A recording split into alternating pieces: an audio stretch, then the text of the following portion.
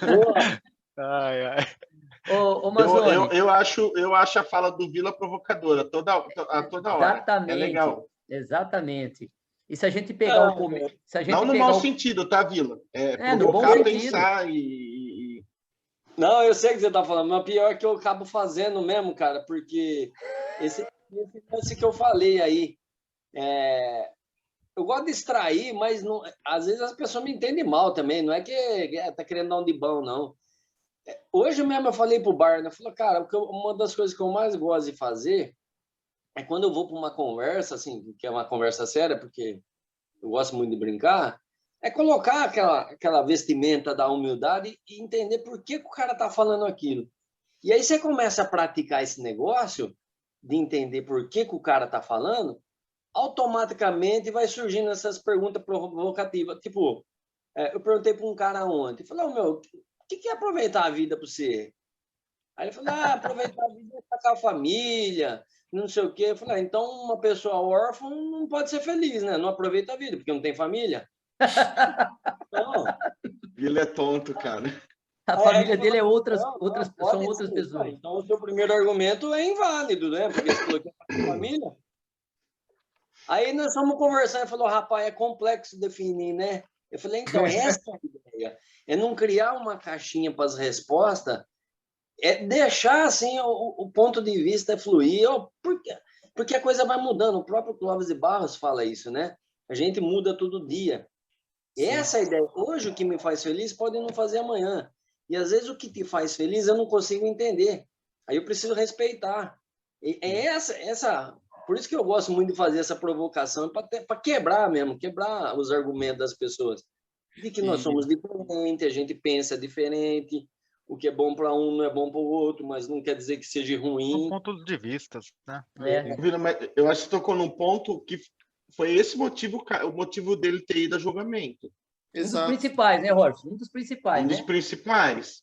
Porque... O livro Pode falar, Gui. Não, vai. Terminei. Imagina, filho, pelo amor de Deus. Não, só ia comentar que é justamente isso. O começo do livro, o Sócrates se fala lá que ele é tido como o homem mais sábio, né? E depois disso, ele vai procurar pessoas tidas como sábias para poder conversar com elas. E ele percebe que as pessoas, elas são sábias naquela pequena coisa específica que ela domina, que ela conhece. E ela acha que ela conhece tudo, né? Ela se vê como uma pessoa sábia. E é justamente isso o ponto que ele coloca, né? Quando você começa a perguntar outras coisas e conversar sobre tudo aquilo, o mais sábio é aquele que percebe que não sabe de nada, né? Aquele que tem muito a aprender ainda, né? É isso que começa. É a humildade de admitir que não sabe. Exatamente. Ou o mais sábio é saber ouvir. Exatamente. Mas isso hoje é o que muitos hoje não conseguem. Pode participar de qualquer reunião, de qualquer lugar, assim, o pessoal não presta atenção no que você está falando, e sim no que vai falar e já te interrompe. Exatamente. Isso que o Gui falou é interessante, porque assim, ele começa, na verdade, a defesa dele, né, tentando se proteger disso, né? Porque essa tentativa dele de investigar se realmente o que o oráculo falou era verdade, se ele era o mais sábio entre os homens, ele saiu a questionar com todos aí, né? E nesses anos todos questionando e mostrando a ignorância dos outros, ele criou inimigos, né? Eu cheguei a comentar isso com o Vila, né, Vila? Ele foi lá, eu achei interessantíssimo o questionamento dele a respeito dos poetas. Ele falou, então eu vou lá conversar com os poetas, porque esses caras realmente devem saber mais que eu. Só que aí ele percebeu que aqueles que liam a poesia ou assistiam as peças teatrais desses caras, às vezes sabiam mais comentar sobre aquilo que eles haviam criado do que os próprios poetas. Então, ele percebeu, então quer dizer que esses caras fazem isso ou por inspiração, algum ato do momento ali, ele tem uma inspiração e escreve, mas eles não sabem nada daquilo que escreveram. É interessante, cara. Eu acho muito mundo atual isso que você acabou de falar. Porque você vê que pessoas escrevem uma coisa e aí os comentários têm uma proporção tão grande e você vai perguntar pro cara, por que você escreveu isso? Eu tava com vontade. Eu vi não sei aonde. Eu acordei, escrevi e nem sei por quê. Muito. E a gente lá, nossa, mas por que ele fez isso? Por que ele pensou assim? É muito nada a ver, né? A gente também é engraçado. Esse ponto que você falou agora, que vocês falaram, me ocorreu. Será que foi esse um dos motivos dele ter perdido o voto na hora na hora do julgamento? Porque, ó, ele falou de artesão que devia ser uma casta alta na sociedade lá. Devia ter dinheiro. Falou de poeta que devia ter moral e devia fazer parte também do júri. O artesão não tinha não, viu, Roger? Não sei não, hein, cara. Será que os caras não tinham grana? Não sei assim, mas pelo livro que tá falando, que fala que ele era artesão, ele era de uma família bem humilde. Não, Sócrates, você fala? Sócrates. Ah, não, Sócrates sim. Sócrates sim. Mas o Roger está falando aqueles que ele ameaçou. Porque assim, que ele falou assim, ele chamou todo mundo. Quantas dessas pessoas que ele chamou de não sábios estavam no júri? Exatamente. Ele falou de político, poeta e do artesão. O artesão foi o que ele deu amenizada, na verdade, né? Mas ele vai para o julgamento, quando sai o número total de votos a favor, você viu que ele se surpreende? Dá a impressão que ele foi para o julgamento já sabendo que ia perder. Isso, mas ele conseguiu não. Mas é que ele foi bom de garganta mesmo, o cara é fodido. Olha só, eu acho que ele nem entrou muito querendo. Me pareceu que ele mais ou menos sabia o resultado, né? Eu também acho que ele não foi muito persuasivo, ele provocou, né? O Mazzoni mesmo comentou que ele foi irônico. E o Mazzoni falou um negócio interessante, que ele cita Meleto e outros, né? Que ele eu poderia vir aqui, colocar minha família para ficar chorando ali no banco, para fazer vocês ficarem com dó de mim e tal, mas eu prefiro a justiça, a virtude, do que ficar aí fazendo esse papel que deveria ser até proibido no tribunal, né, para tentar fazer com que vocês amenizassem a minha pena, tal, né? Você comentou isso, né, Mazzoni? Sim, até o Meleto usou isso, que ele já foi julgado e levou a família no tribunal para... Vocês acham que foi sábio? Sensibilizar o júri. Vocês acham que foi sábio da parte dele fazer isso? Ou se ele jogasse o jogo e saísse... Pode ser que sim, como ele estava no fim de vida, às vezes ele podia estar até com uma doença, viu, Vila? Às vezes assim ele sai por alto, entendeu? Eu ia perguntar para vocês... Eu acho que ele foi já para querer isso mesmo, né? No finalzinho, eu ia falar para vocês, mas vamos adiantar, eu ia falar mais no final, né? Eu não sei se vocês perceberam, mas o Mazzoni comentou algo que ele cita, eu peguei algum trecho do livro lá que ele fala assim, se vocês esperassem mais um pouco, não ia precisar me julgar, porque eu já estou velho, né? Ele ia morrer de qualquer forma. Mas, assim, eu ia perguntar para vocês o que vocês acharam da personalidade de Sócrates. Aí eu vou falar o que eu achei lendo esse livro, tá? Da personalidade de Sócrates. Para mim, ele era irônico, porque apesar dele ter uma humildade de falar que ele não era o mais sábio entre os sábios lá, mas ele sabia que ele tinha um nível de intelectualidade melhor que a dos caras ali. Ele sabia que tinha. Né? É claro, lendo, pelo menos do meu ponto de vista, tá? E eu vejo Sócrates numa velhice já, mais preocupado com um legado de justiça, de ser considerado um homem virtuoso, justo, que ele deixa até uma mensagem no final falando assim, vocês podem até me acusar agora, depois que ele já sabe da condenação, né?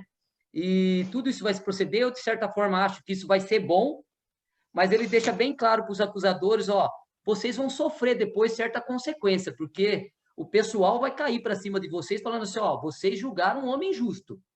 Isso. E aí vocês terão uma condenação ou uma justiça até pior que a minha. Não sei se vocês tiveram esse entendimento, né? Então eu vejo Sócrates um homem de uma personalidade forte, de certa forma ele se sente um pouco superior por causa da ironia dele, é o meu ponto de vista, tá? Mas assim, me mostrou um homem justo e íntegro. E não muito preocupado com o que ia acontecer com ele. Porque ele também, eu não sei se vocês perceberam, mas ele também não, ele deixou bem claro que a morte pode até ser melhor que a vida, porque vocês estão preocupados em morrer.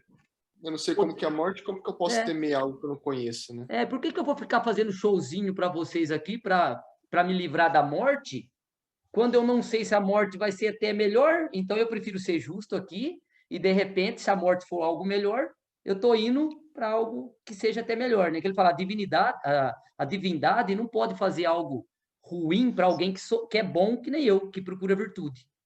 Não sei se vocês tiveram mesmo...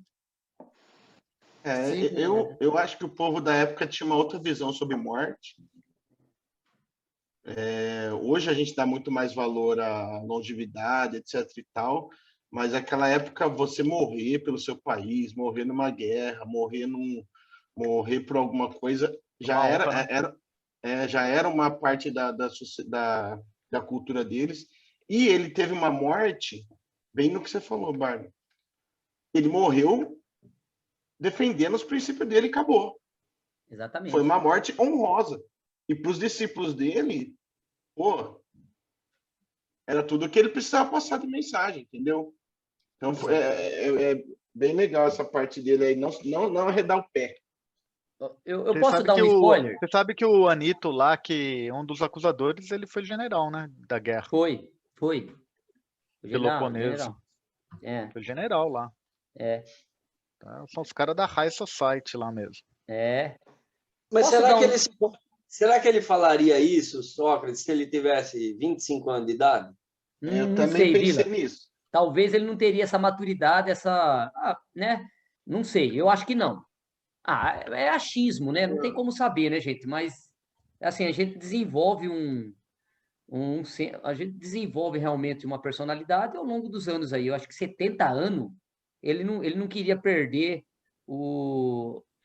aquele negócio de ser um homem virtuoso, justo, né? Agora, quando você é novo, não sei, ele teria muito a perder, né? Eu quis dizer porque, justamente, se a gente... Vamos supor, ele era um cara, em alguns momentos, irônico, tudo, mas que tinha uma certa sabedoria e tal. O que eu quero dizer, assim, em termos se ele já tinha percebido isso quando ele era novo, porém ele não se mostrava porque tinha medo de morrer enquanto era novo, e quando ele ficou velho, aí não tinha mais nada a perder, ele falou aquilo que ele pensava. Será que se ele já pensava isso de novo e se comportou igual a gente tem na sociedade hoje? Hoje a gente tem vontade de falar coisa em reunião e você não fala porque você tem medo de perder o trampo. Ou você tem medo que...